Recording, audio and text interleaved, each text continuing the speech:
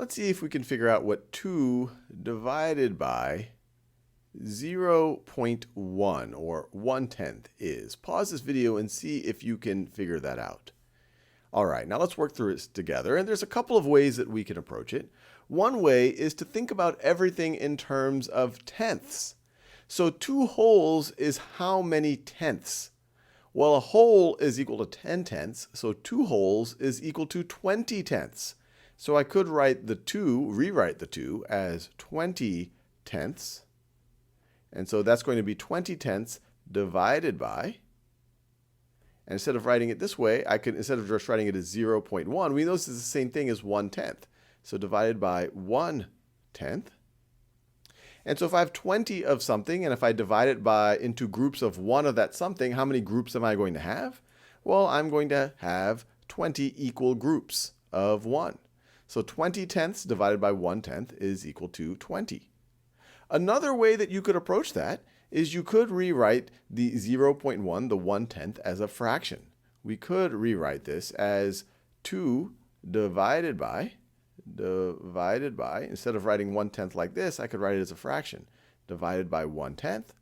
Well, we know that dividing by a tenth is the same thing as multiplying by 10. So this is going to be equal to 2 times 10.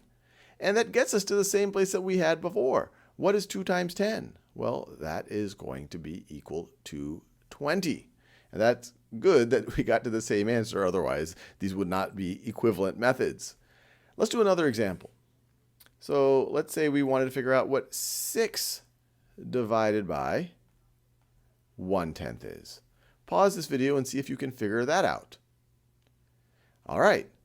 Well, you could do the same idea. 6 wholes is equal to how many tenths? It's equal to 60 tenths. So I'll rewrite this as 60 tenths divided by 1/10 is equal to how many, is equal to what? Well, if I have 60 of something, and if I divide it into groups of 1 of that something, I'm going to have 60 equal groups of 1. So this is going to be equal to 60.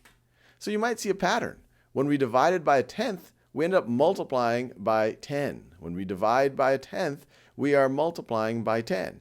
And you could do the same thing as we saw up here. You could say 6 divided by 1/10 is the same thing as 6 divided by 1/10 written as a fraction, which is going to be equal to 6 times, you could say 6 times 10 or 6 times 10 over 1, either way, 6 times 10 over 1, or which is the same thing as 10, which is once again going to be equal to 60.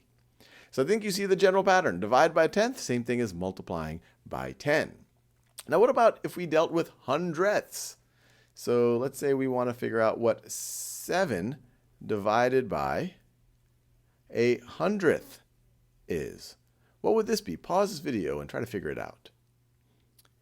All right, well, we could do the same drill. So 7 wholes, 1 whole is equal to 100 hundredths. So 7 wholes is equal to 700 hundredths. So this is equal to, I'll write it like this, 700 hundredths divided by 1/100th. 1/100th. If I have 700 of something, and if I'm dividing it into equal groups of 1 of that something, I'm going to have 700 equal groups. So this is going to be equal to 700. So you divide by 100th is the same thing as multiplying by 100. Now you could also rewrite this as a fraction if you like, so that some of the principles we saw up here still apply. So we could rewrite this as 7 divided by 1/100th. And so this is going to be the same thing as 7 times 100 over 1, or 7 times 100. 7 times 100, which once again will get you to 700. So I think you see a pattern. Divide by a tenth, same thing as multiplying by 10. Divide by 100th, same thing as multiplying by 100.